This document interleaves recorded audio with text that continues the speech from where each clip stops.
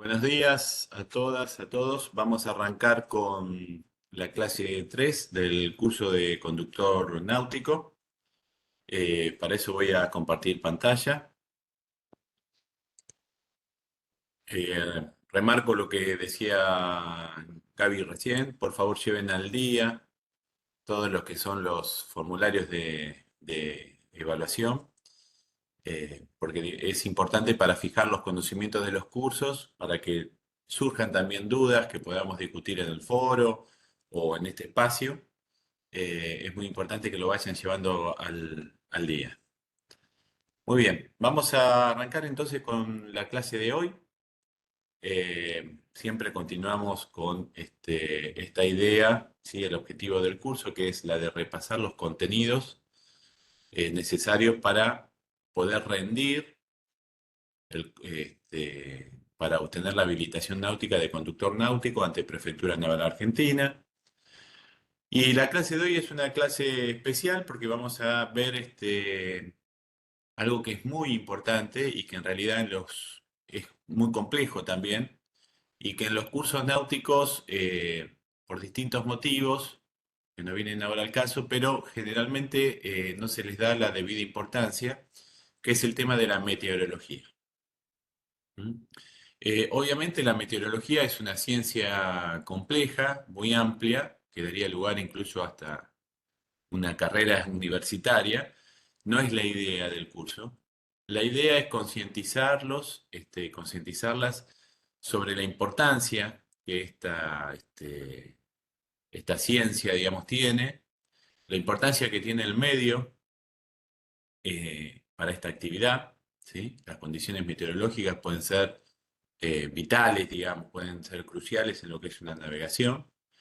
Y enfatizar en los fenómenos locales, meteorológicos de, el Río de la Plata y de la provincia de Buenos Aires, y eventualmente cada uno de ustedes deberá luego profundizar sobre los distintos fenómenos locales.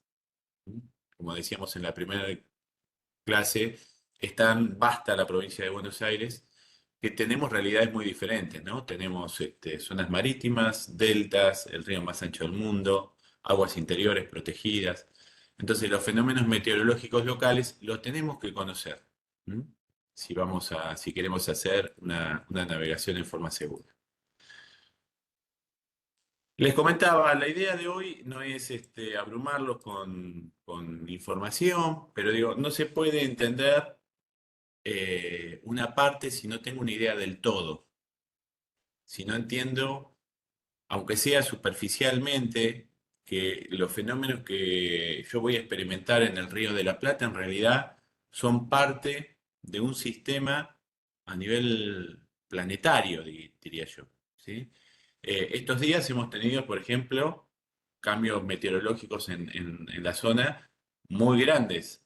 Pasamos de tener hace una semana 38 grados a tener el fin de semana el pasaje de un frente y a tener antenoche la entrada de, ahora vamos a explicar un poquito qué es eso, una masa de aire frío, un anticiclón migratorio que hizo bajar la temperatura, aumentar muchísimo el viento, tuvimos alertas por vientos fuertes.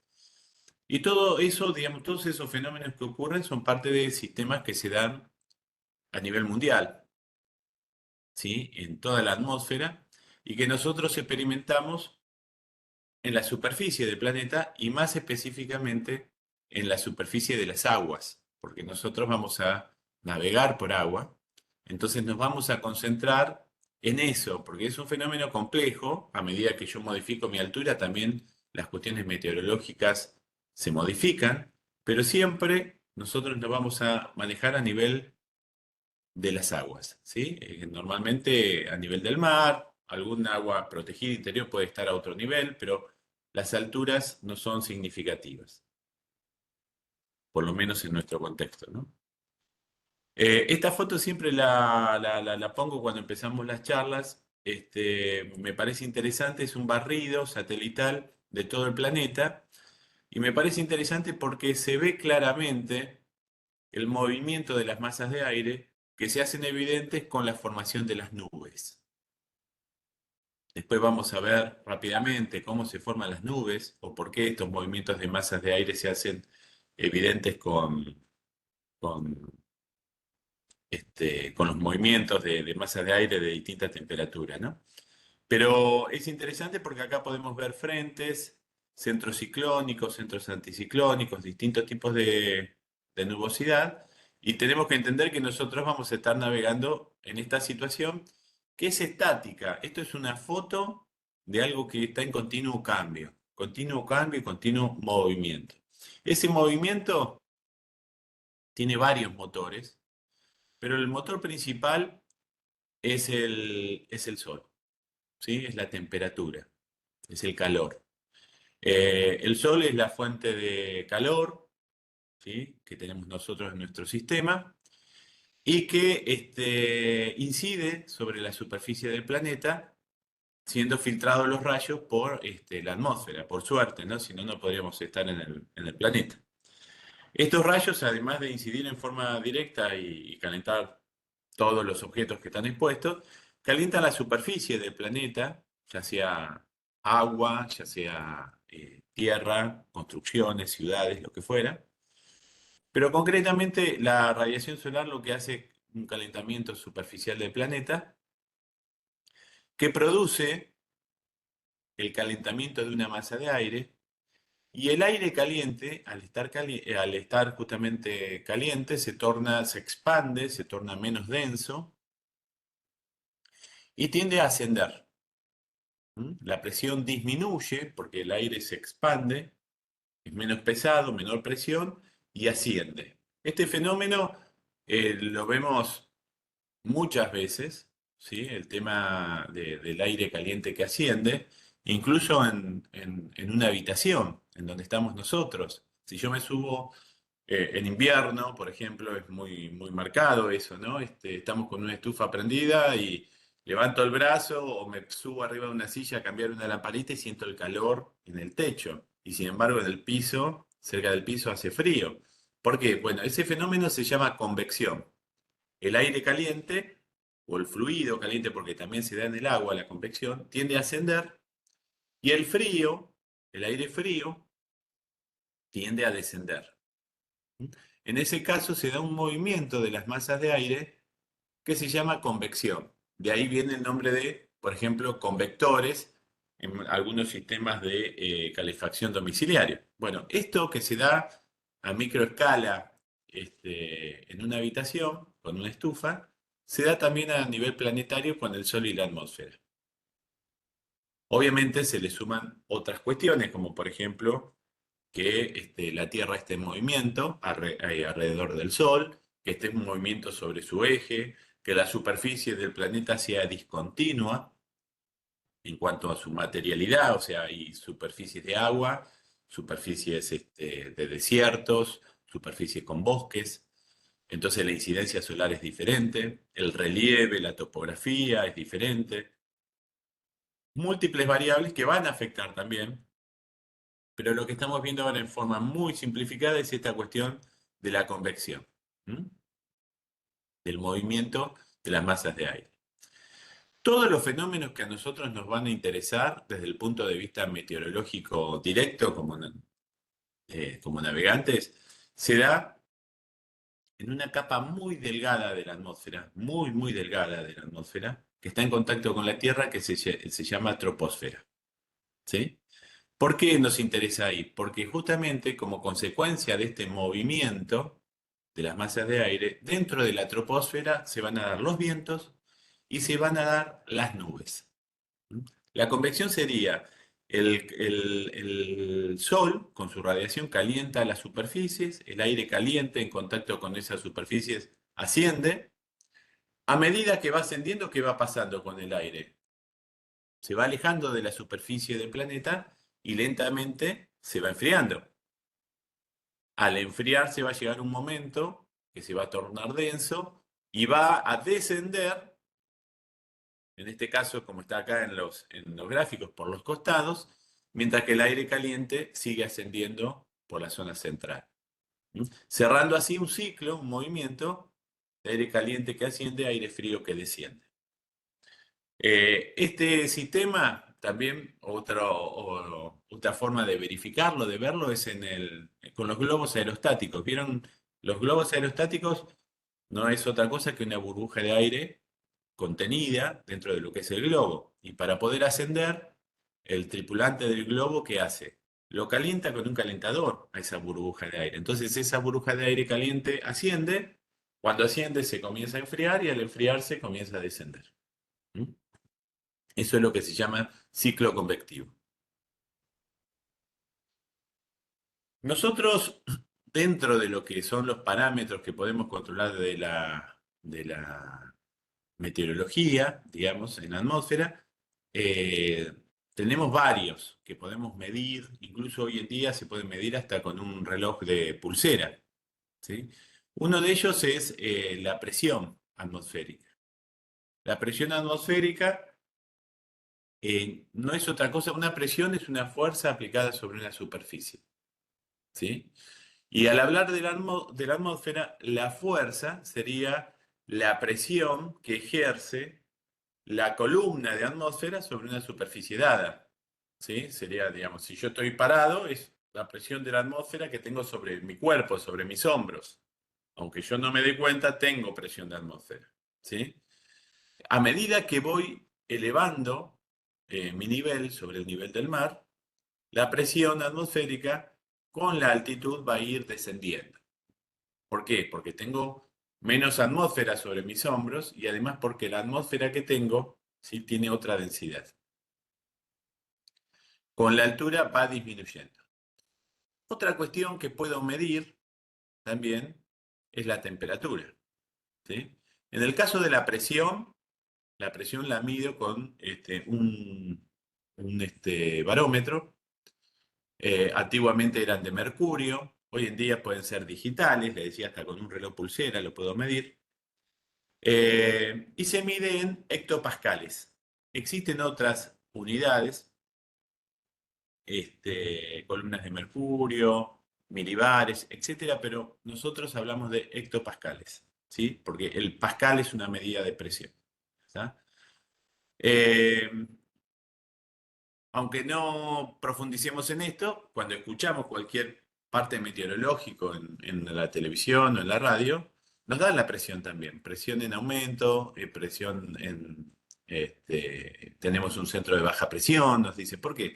Porque tiene que ver, nosotros como navegantes tenemos que estar atentos a las modificaciones de presión, porque cuando hay una caída grande de presión, se espera que el viento aumente de manera intensa y las condiciones meteorológicas, ¿sí?, se modifiquen, ¿sí? Entonces, es importante como dato el tema de la presión atmosférica. El otro parámetro que puedo medir es la temperatura. Y obviamente a partir de medir la temperatura y cruzarlo con la presión, puedo sacar distintas conclusiones. Por ejemplo, si estoy en un frente cálido, en un frente frío, ¿sí?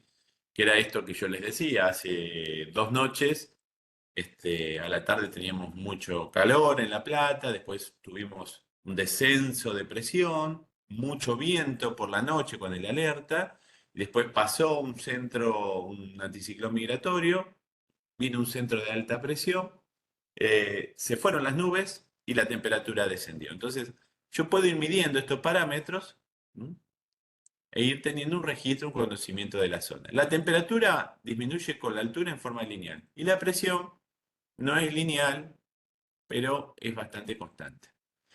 La temperatura disminuye en forma lineal hasta los 10 kilómetros, que es lo que me interesa a mí, que es la troposfera. Después tiene distintas variantes la temperatura con la altura de la atmósfera, pero esto se lo dejamos ya para los meteorólogos, ¿sí?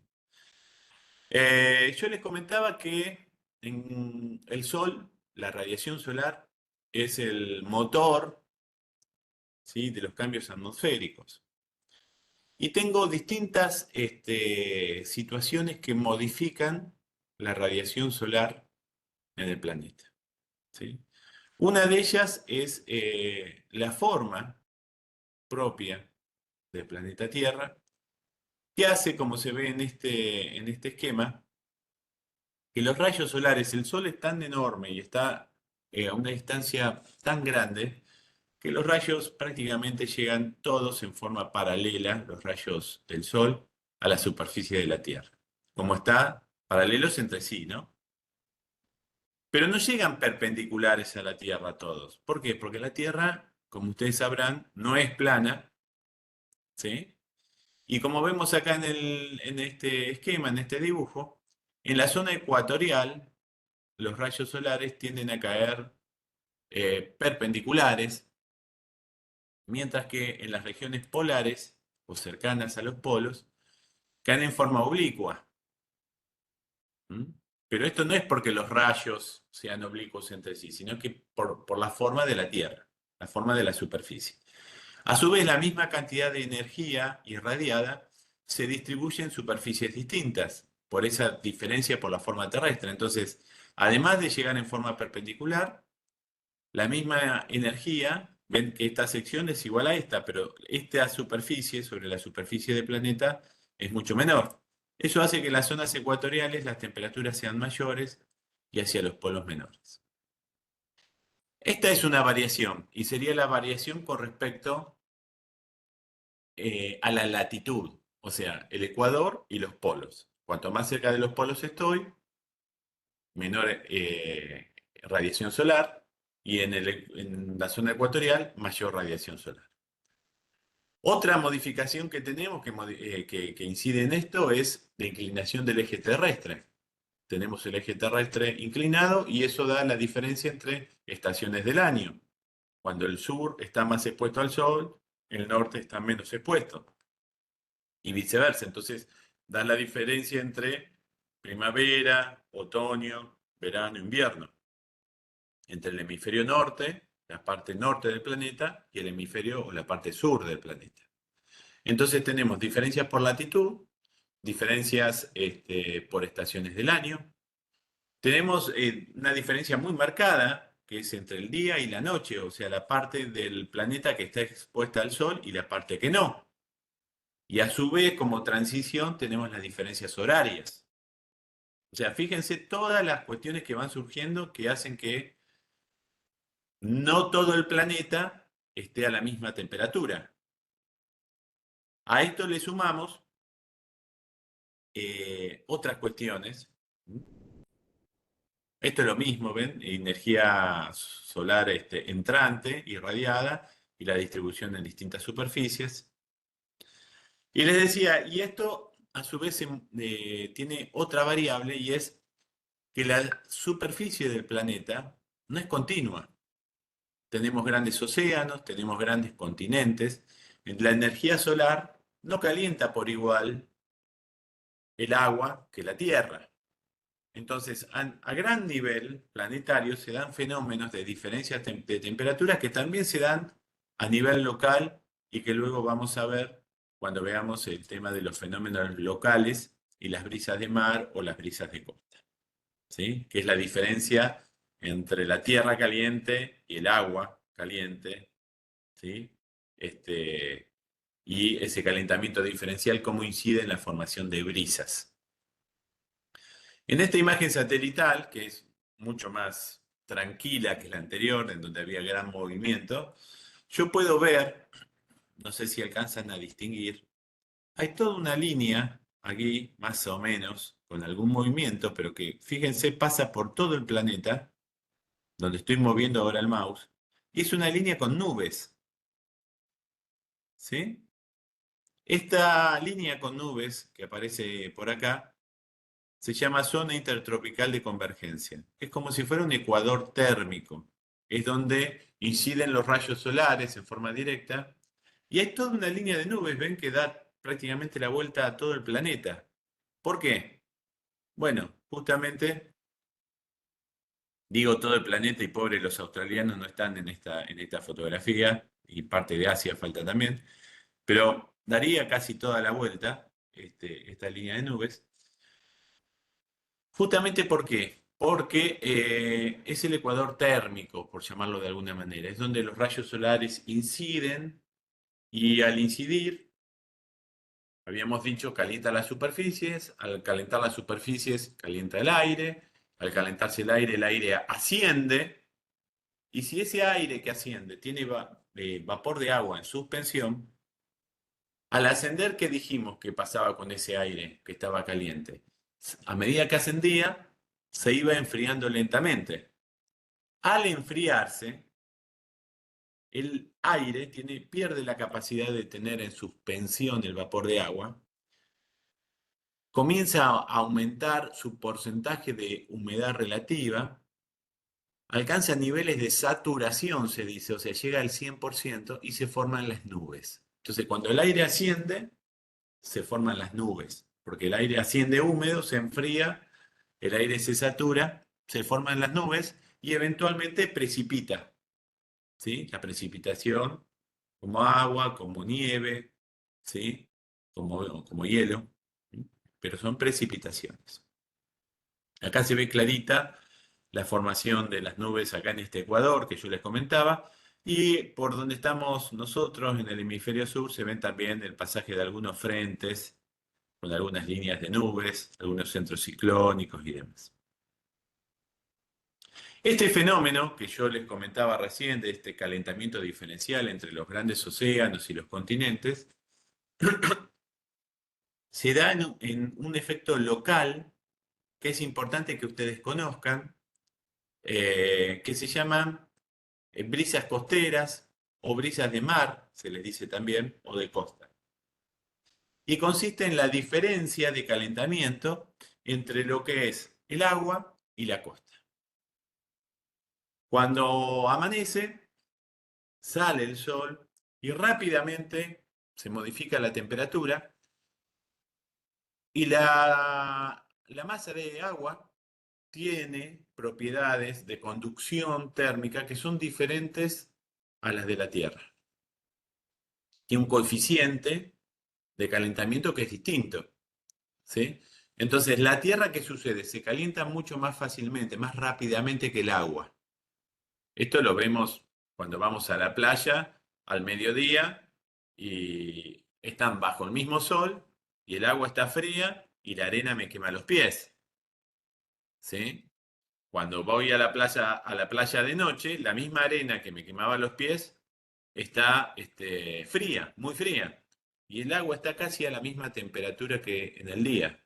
Entonces, el agua tiende a ser más estable, cuesta calentarla y cuesta enfriarla, mientras que los sólidos, la costa, las rocas, la arena, la tierra, se calienta y se enfría con mayor facilidad. Tiene un mayor coeficiente de transmitancia térmica, se llama. ¿Mm? Entonces, ¿qué hace eso? Que la radiación solar, cuando el sol sale al amanecer, calienta rápidamente la Tierra, el aire que está en contacto con la Tierra, ¿qué le pasaba? Se calentaba el aire. Al calentarse, se torna menos denso, se hace una burbuja de aire caliente que comienza a ascender, y el aire que está en contacto con el agua está más frío y comienza a moverse suavemente desde el agua hacia la costa. ¿Sí? Este efecto se llama brisa de costa, los navegantes le dicen virazón, y se da con el calentamiento del sol. ¿Sí? Lo mismo, pero en forma inversa, ocurre a la noche. El sol se pone, la costa, la arena, las rocas, la tierra se enfría. Al enfriarse, el aire que está en contacto con la tierra, ¿sí? Se va a enfriar más que el que está en contacto con el agua, que está casi a la misma temperatura. Entonces, en este caso, el aire sobre el agua va a estar levemente más caliente que el que está en la tierra, comienza a ascender y en este caso la brisa se va a invertir y va a soplar desde la costa hacia el agua. Estos los navegantes los llaman terral. Estos fenómenos de virazón y terral o estas brisas de costa, ustedes las van a experimentar esos días de calma. ¿Mm? Ustedes ven, por ejemplo, algún pronóstico meteorológico, algún sistema, los más populares, Winguru, Windy, el que consulten ustedes, y dicen, bueno, hoy va a haber calma, ¿sí? Cero viento. Y sin embargo, ustedes van a un río, a una laguna o al mar y hay brisa. Y ustedes dicen, se equivocaron en el pronóstico. No, no es que se equivocaron. Esa brisa es producto de un fenómeno local, ¿sí? No de una situación general atmosférica. Es un fenómeno local que se da por el calentamiento o el enfriamiento diferencial entre el agua y la costa. ¿Mm? Este es el mismo esquema que yo les comentaba, la costa, el mar, el aire caliente asciende, luego se enfría y desciende, y el agua fría, el aire frío que está en contacto con el agua, ¿sí? Tiende a soplar hacia la costa. Y está la situación inversa. ¿Mm? Esto se experimenta en los días de mucha calma y lo van a ver también en los grandes lagos, en el río de la Plata, se ve también, con la formación de las nubes. En este caso, RA es República Argentina, ROW, República Oriental del Uruguay, y en el medio tengo el Río de la Plata. ¿Sí? Esto que veo acá dibujado como con azul son nubes. ¿Y qué es lo que sucede? Bueno, el aire caliente sobre la Tierra, ya sea la costa argentina o la costa uruguaya, tiende a ascender. Al ascender, ¿qué pasaba? Se iba enfriando y al enfriarse, recuerdan que el vapor de agua empieza a condensar, como ocurre en los azulejos fríos del baño o en los cerámicos cuando uno se ducha. Se condensa, se forman gotitas de agua y quedan lugar a las nubes y eventualmente a precipitaciones.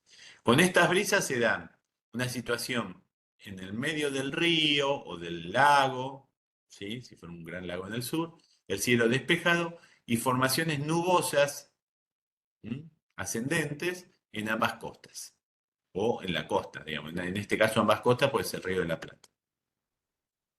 Este es un gran lago en el sur. ¿Mm? Fíjense lo que yo les comento, sobre el lago no hay nubes, ¿sí? Y el aire se comienza a calentar, comienza a ascender y a partir de una distancia que es más o menos constante, se empiezan a formar las nubes. Esta es una foto satelital de un gran lago en el sur. El mismo fenómeno de noche, ahora inverso. Y la formación de nubes, este sería el corte supuesto del Río de la Plata. Ahora la formación de nubes no se daría sobre la costa argentina y la costa uruguaya, sino que la nube se daría en el centro del río, porque ahora el aire caliente que ascendería y que se iría enfriando paulatinamente estaría en el centro del río. ¿Mm? Para que ustedes vean, esta es una fotografía satelital de un día de calma en el Río de la Plata, pero donde podemos ver este fenómeno de brisa y de formación de nubes. Si ustedes ven, en el centro del río hay como una costilla, hay como una columna vertebral en realidad, que es toda una formación nubosa, ¿m? En el centro del río. Perdón. Un fenómeno más que hay que sumar, que no es un fenómeno menor, no los voy a complicar, pero seguramente algunos o algunas han escuchado hablar del efecto Coriolis. El efecto Coriolis es una consecuencia de la rotación a gran velocidad. Piensen que da toda una vuelta al planeta, el planeta en 24 horas, ¿sí? O sea, en 24 horas el Ecuador tiene 40.000 kilómetros, da una vuelta completa. Y esa rotación del planeta se refleja en una desviación de las masas de aire, una desviación aparente de las masas de aire que se desplazan sobre la superficie del planeta. Este efecto Coriolis es el que hace, o la razón por la cual las masas de aire cuando se mueven, cuando ascienden o se desplazan, tienden a rotar, ¿sí? Es lo que sucede en un remolino, en un tornado, en un centro ciclónico, en un centro anticiclónico, ¿sí? ¿Por qué giran? Bueno, giran por este efecto que se llama efecto Coriolis. Siempre las masas de aire, en mayor o en menor medida, por esta rotación terrestre, tienden a modificar su sentido de giro. En este gráfico, discúlpenme, vemos eh, lo que sucedería en el hemisferio norte y en el hemisferio sur con respecto al sentido de giro de las masas de aire. ¿Sí? Nosotros obviamente estamos en el hemisferio sur, así que nos vamos a concentrar en eso. Y lo que les voy a decir es que cuando la presión baja, ¿sí? El sentido de giro de un centro ciclónico, de un centro de baja presión, es el sentido horario. Fíjense, acá dice L, en inglés es low, baja presión, y las masas de aire giran en sentido horario, ¿m? En la superficie terrestre. En un centro de alta presión, las masas de aire giran en sentido anticiclónico. Perdón, anticiclónico, y ese sentido anticiclónico es contrario a las agujas del reloj.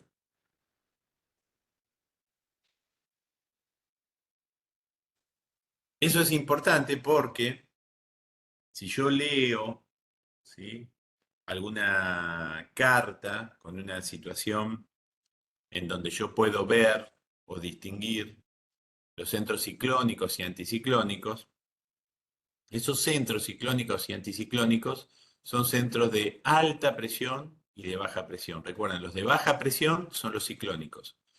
Los de alta presión son anticiclónicos. Los de baja presión son los que de alguna manera podríamos decir, no es muy científico esto, pero son los que llaman al viento, digamos, llaman a las masas de aire. Y las masas de aire en movimiento van a generar el viento justamente. Y son los centros de baja, ¿sí? Y los centros de alta son situaciones en donde voy a tener escaso viento, ¿sí? Y condiciones meteorológicas de mucha radiación solar, poca nubosidad. ¿Mm? Fíjense, por ejemplo, acá, en esta imagen de un sector del hemisferio sur, acá está Argentina, Chile, Uruguay, el sur de Brasil, y la Antártida, por acá la península. Ven que tengo un centro de baja presión, sentido horario, y dos centros de alta presión, sentido antihorario. Estas flechas rojas que yo veo sería para cada uno de estos sectores más o menos cuál sería la dirección de las masas de aire, la dirección del viento. Y lo que veo en amarillo son tres embarcaciones que fíjense que van navegando en rumbos muy diferentes y sin embargo las tres reciben el viento por proa. ¿Sí? Un tema importante es la caída de presión, les decía yo. Cuando las líneas de presión en algún gráfico que ustedes vean están muy juntas, como en este caso, se dice que hay un gradiente, una caída de presión muy marcada, entonces vamos a tener mucho viento. Bien, esto a nivel general, espero no haberlos variado mucho. Ahora vamos a ver un poquito algunas cuestiones más locales, vientos típicos de la provincia de Buenos Aires, condiciones típicas. Una de ellas ya se las comenté recién, son las brisas de mar o brisas de costa. En toda la costa del Río de la Plata la van a experimentar, en toda la costa marítima también. Y les decía, en los días de calma se pueden percibir. Ahora, en un día en donde yo tengo una situación de sudestada, que ahora les voy a explicar qué es, no van a existir brisas de costa, porque la situación sinóptica que predomina es esta, es una situación muy fuerte que tapa cualquier efecto costero local. Bien, para que se dé una situación de sudestada, no solamente tengo que tener viento del sudeste, se tienen que dar otras situaciones que ahora les voy a comentar, que tiene que ver con estas masas de aire, estos centros ciclónicos, ¿sí? O de baja presión, y los centros anticiclónicos o de alta presión que están en movimiento en el planeta, en la atmósfera. Vamos a dejar entrar. Ahí está. En una situación de sudestada, la sudestada la experimento en el Río de la Plata. Para poder experimentar la sudestada en el Río de la Plata, se tiene que dar, fíjense, a miles de kilómetros a veces, situaciones que condicionan esto. Por ejemplo, un anticiclón migratorio, o sea, una masa de aire frío, de alta presión, frente a las costas patagónicas. Este centro de alta presión, recuerden que las masas de aire giran, como se estoy moviendo el mouse yo, giran en sentido antihorario, y eso va a hacer que en la boca del Río de la Plata, cuando este centro de alta presión esté frente a las costas patagónicas, llegue viento del sudeste. Si esto se combina con la aparición, con el nacimiento, el surgimiento, eso se llama ciclogénesis, de un centro de baja presión en la costa uruguaya, o sur de Brasil, o Mesopotamia Argentina, este centro de baja presión, este centro ciclónico, tiene sentido horario. También va a generar viento del cuadrante sudeste del Río de la Plata. Entonces, para que exista sudestada como tal, como fenómeno, de decir hoy tenemos sudestada, es porque se combina el centro de alta presión frente a las costas patagónicas, ¿sí? Con el centro de baja presión en el sur de Brasil. Esos dos efectos sumados dan fuertes vientos, fuertes, desde el sudeste, que soplan desde mar adentro, generando una ola muy importante en el mar, ¿sí? Que ingresa en el estuario del Río de la Plata, que impide, ¿sí? el desagüe normal de todo el sistema del Río de la Plata, y que por las costas del Río de la Plata, que son muy planas, provocan una onda de esta manera.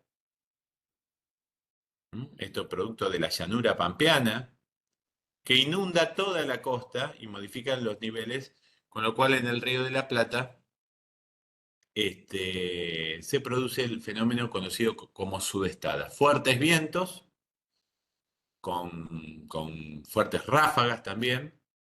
La ráfaga es cuando el viento, además de tener un viento constante base, de golpe, ¿sí? Rafagoso se dice cuando de golpe una racha, una ráfaga de viento azota, ¿sí? Y luego vuelve al viento base. Esos son bueno, viento del sector sudeste con fuertes rachas, acompañados con lluvia, olas en el río, ¿sí? De altura considerable para lo que es el Río de la Plata, y modificación de toda la línea costera por inundaciones. Esto, desde el punto de vista de alarmas, despierta distintas alarmas por vientos intensos, por inundaciones, y se toma, digamos, un nivel de alerta por sudestadas realmente importante cuando el nivel sobre el cero del riachuelo, ¿sí? Esto se toma el cero del mareógrafo del riachuelo, llega aproximadamente a los 2,80 metros. No quiere decir que la condición ya con 2,50 metros no sea de alerta, ¿sí? Pero con 2,80 se considera alerta por sudestada. ¿En qué momento del año se dan las sudestadas? Bueno, en todo el año. En todo el año puedo tener este fenómeno en el Río de la Plata. Es muy difícil navegar con sudestada y es muy difícil ingresar en algunos puertos con sudestada, como es el caso del puerto de La Plata. Por la orientación que tiene la entrada con sudestada es muy difícil ingresar para las embarcaciones menores. Se registran todo el año, y como necesito yo el establecimiento o el paso de una masa de aire frío por las costas patagónicas, ¿en qué momento las masas de aire frío llegan más seguido a nuestras latitudes? Bueno, en el invierno. Entonces, las sudestadas van a ser más recurrentes en junio y julio, ¿sí? Aunque también se las registra con un nivel alto en octubre, pero se pueden dar en todo el año. Las de octubre suelen ser de menor duración, pero como ya hay diferencias térmicas más importantes en la primavera, suelen ser de mayor intensidad. Y obviamente la menor recurrencia es en la estación cálida en verano. Para que ustedes vean, esta es la Costa de Olivos, el mismo lugar en dos momentos distintos. Fíjense cómo el viento del sudeste, en el caso de una sudestada, produce una inundación, y el viento del noroeste, en el Río de la Plata, produce el efecto contrario. Fíjense lo importante que es conocer el viento y cómo incide eso en las profundidades. Porque les puede pasar incluso, como en la foto de arriba, que ustedes dicen, bueno, vamos a navegar. No se dice, uy, está bárbaro, no hay ni una nube, vamos al río. Y no nos fijamos que hay viento del noroeste. Y cuando llegamos al club o a la bajada náutica, no podemos bajar la embarcación en el Río de la Plata porque no tenemos agua, porque el agua se retiró. ¿Sí? Como en la fotografía de arriba. Fíjense lo importante que es conocer la meteorología y sobre todo el viento, porque el viento va a incidir en la formación de las olas, en forma directa en nuestra seguridad, además del confort, y en la profundidad de las aguas por las cuales yo voy a navegar. No es solamente ver la meteorología para ver si hay sol o no hay sol, pues no se trata, digamos, de hacer un asado, ¿eh? Sino que se trata de navegar. Entonces, en la navegación, más que si va a haber nubes o no, me tengo que fijar el viento, ¿eh? La dirección, el cuadrante, la intensidad y cómo conocer cómo esos vientos inciden en la zona en la que yo estoy. Otra situación importante a tener en cuenta, además de la sudestada, es el pampero, ¿sí? Pampero, ¿por qué lo llamamos pampero en la provincia de Buenos Aires? Porque es una masa de aire que viene de la pampa, ¿sí? De la llanura pampeana. En este caso, para que se dé un pampero, el centro ciclónico, en lugar de tenerlo en Uruguay o sur de Brasil, lo tengo frente a las costas marítimas, digamos, a la costa marítima, Mar del Plata, por ejemplo, un centro de baja presión, un centro ciclónico, la masa de aire se mueve de esta manera, y a la vez tengo un anticiclón migratorio ingresando por la Patagonia, por aquí. Se combina esta masa de aire con la del centro ciclónico y se produce la entrada, la irrupción de este viento pampero, que es un viento de alta presión, una masa de aire de alta presión, que va a producir que se despeje el cielo, que la temperatura disminuya, ¿sí? Que las condiciones meteorológicas cambien, pero en ese pasaje de una masa de aire caliente a una masa de aire frío, se da este fenómeno, que es la aparición de un frente, ¿sí? O sea, el viento pampero, el sudoeste, no es un viento malo. El problema para la navegación es cuando se encuentra esa masa de aire caliente, son como grandes burbujas de aire, ¿no? Yo estoy en una burbuja de aire caliente, en este caso la foto está sacada desde la burbuja de aire caliente, ¿no? Este navegante, este barco está con aire caliente. Y lo que viene avanzando por acá, ¿sí?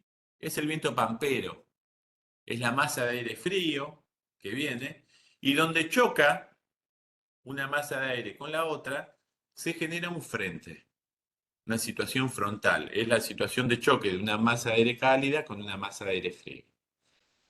Si la masa de aire frío desplaza la de aire caliente, se llama frente frío. Si la masa de aire caliente desplaza a la fría, se llama frente caliente. Los fenómenos son muy distintos. En este caso, cuando avanza una masa de aire frío, se conforman estas nubes que son muy peligrosas y es lo que los navegantes suelen decirle el pasaje de un pampero. ¿Sí? Pero pampero es toda la condición. En realidad esto es el pasaje de un frente. Y esa situación frontal da lugar a unas nubes muy peligrosas, ¿sí? En este caso es una nube rotor, que los navegantes le llamamos cigarro, con formación de cumulus nimbus, que son nubes verticales, con gran actividad eléctrica y vientos descendentes muy importantes. Pasa esa situación, se hace de noche prácticamente, puede caer mucha agua, granizo, mucho viento, y a la media hora la condición meteorológica cambia radicalmente. ¿Por qué? Porque ya pasó esa masa de aire frío, ese frente pasó, se estableció la masa de aire frío, tengo alta presión y despeja rápidamente. Un montón de veces habrán vivido esta situación. Lo que pasa es que en el río, con horizontes mayores, se ve realmente de una manera que mete miedo esto, ¿no? Y estando en el agua, estoy expuesto, ¿sí? A situaciones de riesgo importantes. Ustedes como conductores náuticos tienen que, en el caso de ver una situación de estas,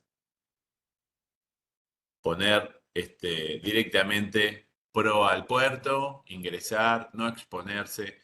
Tienen embarcaciones rápidas, tienen motor, hacen navegación a vista de costa, así que rápidamente están en la costa, no se tienen que exponer. Distinta es la situación de un timonel, un patrón o un piloto. El piloto está en el medio del océano, entonces cuando le viene el frente se tiene que preparar para atravesar esa situación. Ustedes, lo importante es que conozcan, por eso es un poco comentarles esto, conozcan los riesgos, las posibilidades y eventualmente eviten navegar con condiciones meteorológicas desfavorables. Lo que estamos viendo acá es justamente el pasaje, ¿m? el, una masa, un anticiclón migratorio, un frente en esta parte nubosa. Y fíjense cómo después del pasaje del frente, con esa actividad de nubes tan importante, está despejado. ¿Mm? Este viento que nosotros llamamos pampero, en Brasil lo llaman minuano o carpinteiro. O sea, fíjense hasta dónde llegan estas masas de aire frío que nacen en la Antártida, atraviesan por la Patagonia Norte, atraviesan el continente y llegan prácticamente hasta el Amazonas. ¿Mm?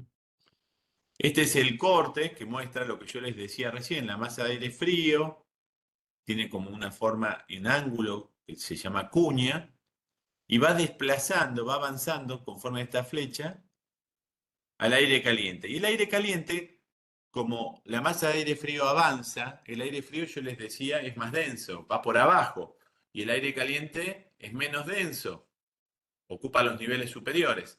Al meterse esta cuña azul, esta cuña de aire frío,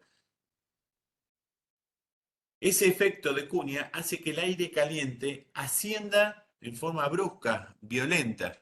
Ese ascenso violento es lo que produce las nubes verticales, que se las llama C-Beven, Charlie Bravo se les dice en aeronáutica, cumulus nimbus, que son nubes verticales que son las más peligrosas, quizás para la navegación y la aeronavegación, porque tienen actividad eléctrica, granizo, vientos ascendentes y descendentes dentro de la nube, ¿m? Y vientos muy arrachados en sus niveles inferiores. ¿M? Esto es producto de la masa de aire frío, que como cuña se mete por debajo, produce el ascenso violento de las masas de aire caliente, y la masa de aire caliente, al ascender en forma violenta, se enfría rápidamente, ¿m? Y produce todos esos fenómenos que yo les comentaba recién. ¿M? Esto es el mismo esquema, muestra, ven, en la masa de aire frío cómo se mete y obliga al aire caliente a ascender y la formación de nubes que se da. Cuando tengo un frente caliente, el aire caliente avanza desplazando al aire frío. ¿Mm? En ese desplazarse pueden producirse algunas lluvias en el contacto de un frente con el otro, lluvias más prolongadas, menos intensas que cuando llega un frente frío, más prolongadas en el tiempo, con nubes del tipo ya no cumulus nimbus, sino nubes más extendidas, tipo estratos, o incluso tipo cúmulo, con precipitaciones y puede dar lugar a la formación incluso en los niveles inferiores de nieblas o neblinas. Ya les voy a comentar qué es eso. ¿Mm? Este es el avance de un frente caliente. El aire caliente también va empujando. Siempre se da la cuña de aire frío, porque se resiste el aire frío por los niveles inferiores. Esto son las nubes del tipo estratiforme que yo les digo. ¿Mm?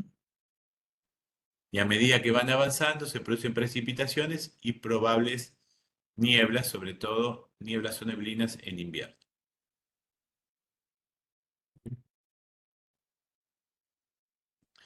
También existen fenómenos que no tienen que ver con los grandes frentes, pero son fenómenos de tormentas producidos por líneas de inestabilidad.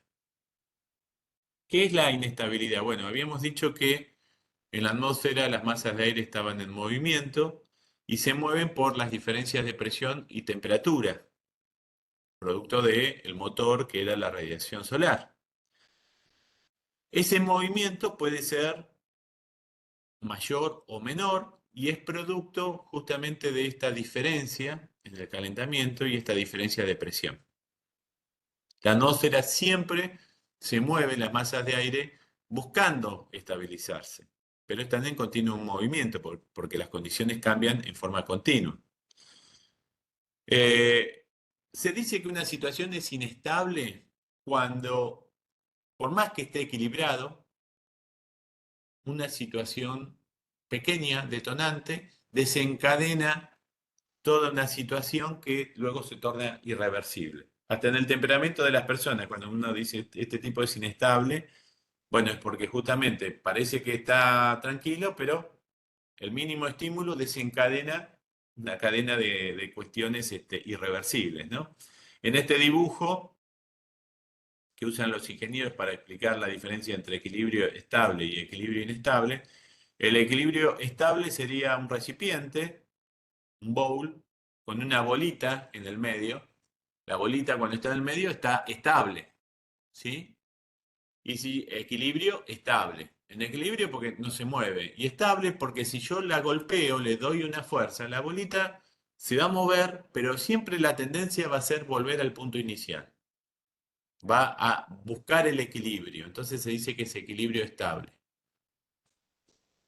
Las condiciones de inestabilidad que ustedes habrán escuchado en meteorología quiere decir que la situación es esta, ¿sí? Pero se espera que al menor estímulo cambie radicalmente.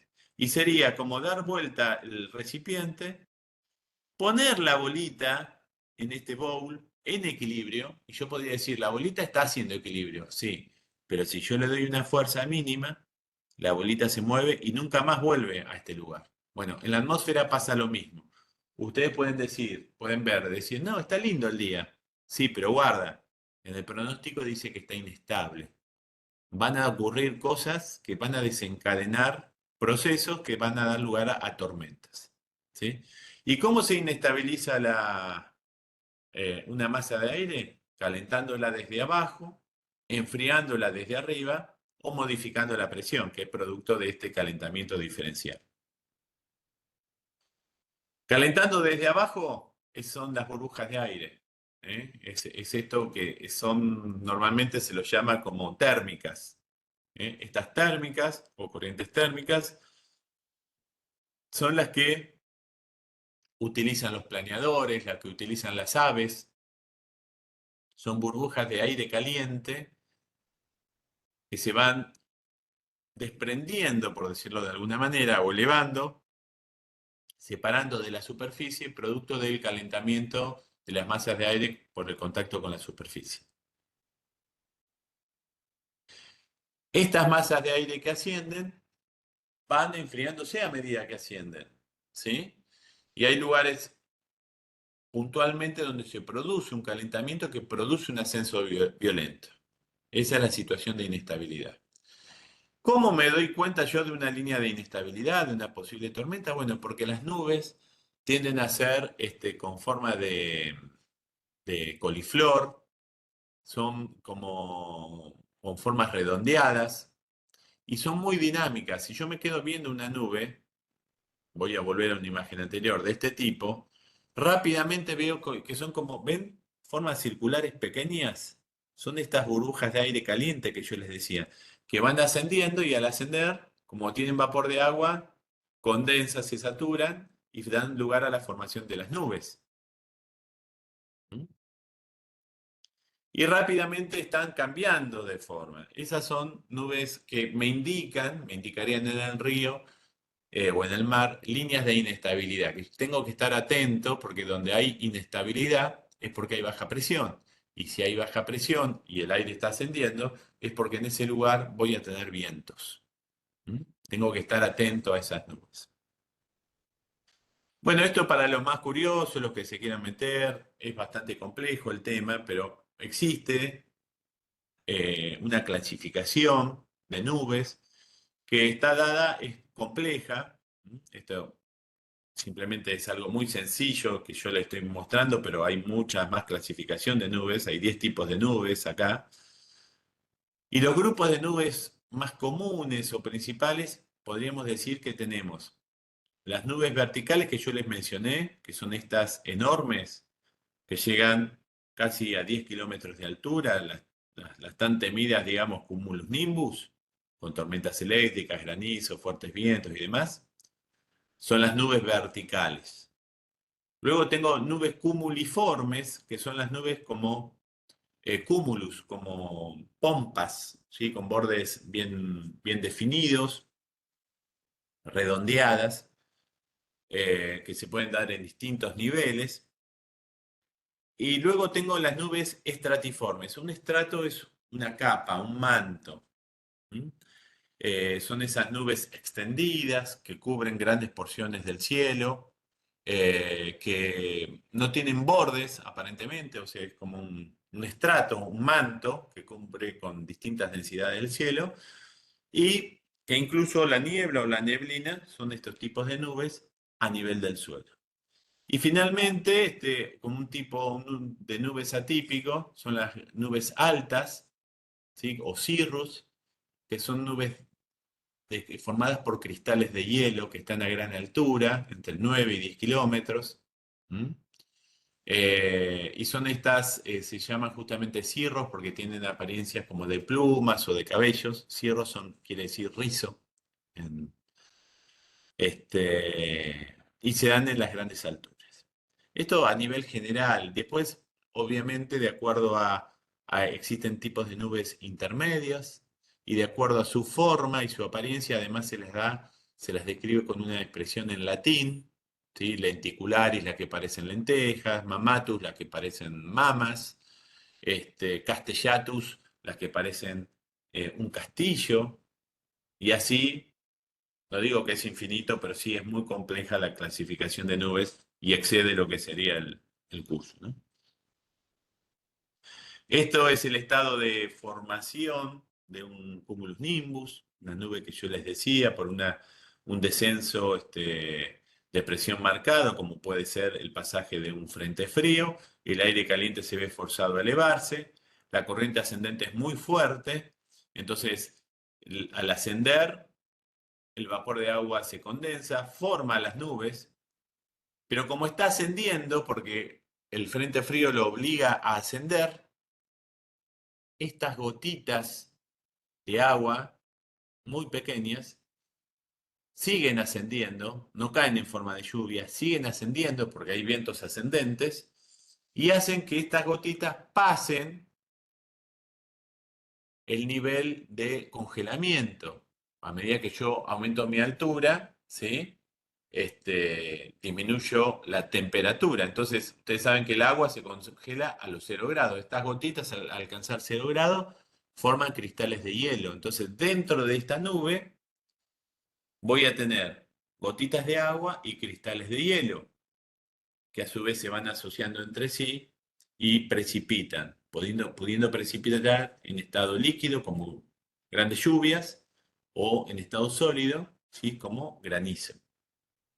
A su vez, cuando descienden, ¿sí? Lo hacen con gran intensidad. Estas nubes verticales, desde la parte inferior, tienen a veces esta apariencia. Esto puntualmente se llama mammatus cumulus, y están en la base o en cercanías de un cumulus nimbus, ¿sí? Si ustedes ven este tipo de nubes, rápidamente a puerto, no naveguen o ni siquiera salgan, porque anticipan vientos muy, muy intensos. ¿Mm? Esto, bueno, da como origen descendentes. Los descendentes son, al no sustentarse, las partículas grandes de gotas o de cristales precipitan, y al precipitar arrastran masas de aire también y dan corrientes descendentes de viento de mucha intensidad debajo de la nube, ¿sí? Yo les comentaba, en náutica nosotros al pasaje de frente lo vemos claramente cuando entra un frente frío por la formación del cigarro, y en realidad son nubes tipo roll, se llama en inglés, o arcus. Este es el Río de la Plata, acá estamos viendo la formación de un cigarrito. Y obviamente estos fenómenos se pueden dar en distinta escala, con distinta intensidad, pero la explicación física de las diferencias de presión y demás serían los mismos. En este caso es una tormenta móvil, ¿sí? Con gran movilidad, y lo que está dando frente a la tormenta, la formación de estas nubes tipo muros wall, ¿sí? O shelf clouds, que son como estas nubes con formas como de estantes. ¿Mm? Estos son fenómenos de mesoescala, digamos, de una escala mayor, ¿no? Fíjense, yo no querría estar en el agua navegando con el pasaje de una nube de estas, ¿no?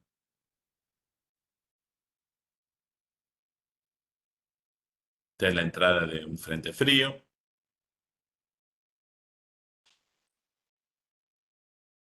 Y dejando ahora del tema tormentas, yo recién le comenté que existen distintos tipos de nubes. Entre ellas existen nubes estratiformes, que son como grandes mantos. Esos grandes mantos se pueden formar a nivel del suelo, ¿sí? Y cuando yo tengo una nube de estas a nivel del suelo, tengo nieblas o neblinas.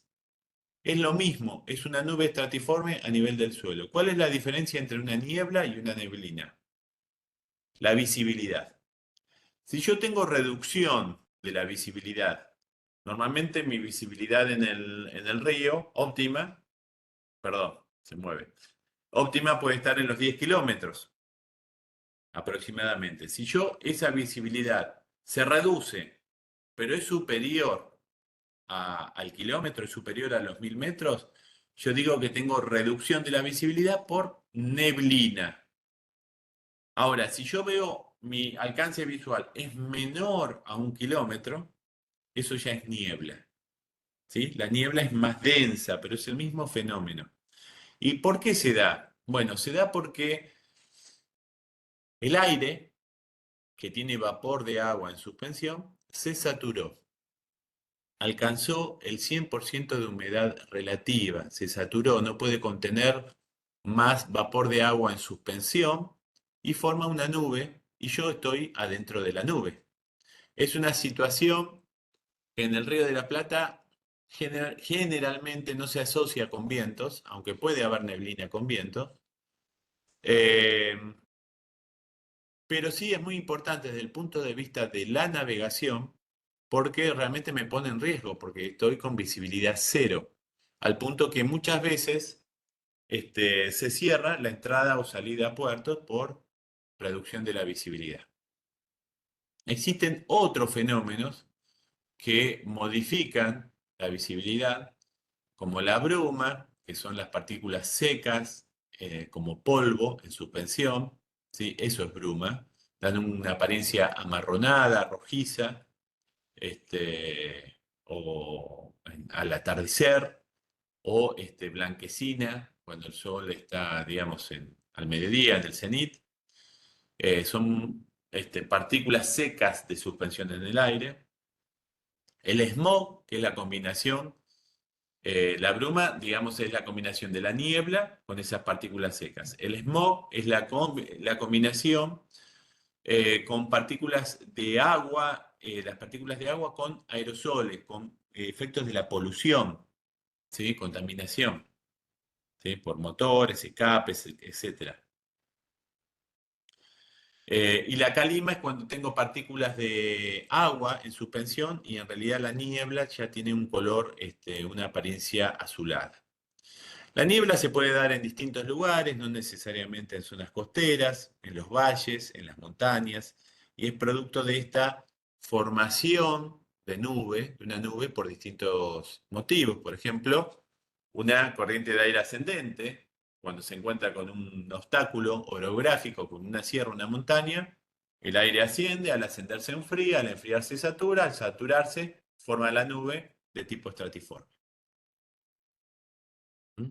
También, y esto sí es más común, nieblas porque en invierno, por ejemplo, la tierra está fría, el suelo está frío, y en caso de que venga aire poco más cálido desde la superficie del agua hacia la tierra, ese aire que ingresa con vapor de agua en suspensión cálido, al llegar a la tierra se enfría rápidamente el aire. Al enfriarse, ¿sí? Puede tener menor cantidad de vapor de agua en suspensión se satura y forma una niebla en la costa, producto de este enfriamiento por contacto con el suelo frío. El aire caliente que está ingresando en un suelo frío. Esto es una niebla, ven, en invierno, probablemente combinada con smog también, pero en la zona costera. Sobre el río no tengo niebla sobre el continente frío. Sobre el mar no, o sobre el río no. También por el pasaje de un frente caliente, como les comentaba hoy, ¿sí? En la zona del frente puede darse porque el aire caliente está empujando al aire frío, el aire frío está por aquí abajo, y al precipitarse se evapora el agua, y al evaporar, como el aire que está por debajo de esta cuña es frío, se satura rápidamente y forma nieblas por evaporación. ¿Mm? Distintas imágenes de niebla en zonas costeras, nieblas de vapor en zonas de río, ¿sí? Y en zonas de latitudes muy altas se da un efecto muy particular, pero esto no lo van a experimentar ustedes, se los comento, se llama humos de mar, se dan en la Antártida y demás, y es justamente porque el aire está a tan baja temperatura, el aire, que al pasar por arriba del agua, el agua en evaporación rápidamente satura el aire, ¿sí? Y se ve como si saliera humo del agua, ¿sí? Y en realidad es por este efecto del aire tan frío que produce humo de mar. En realidad son como nieblas que se van, una nube que se va desgajando por el viento, porque esto se da con viento. Por eso se da ese efecto como si fuera un humo. Cuando no hay viento, esta es una visión bastante típica, ¿sí?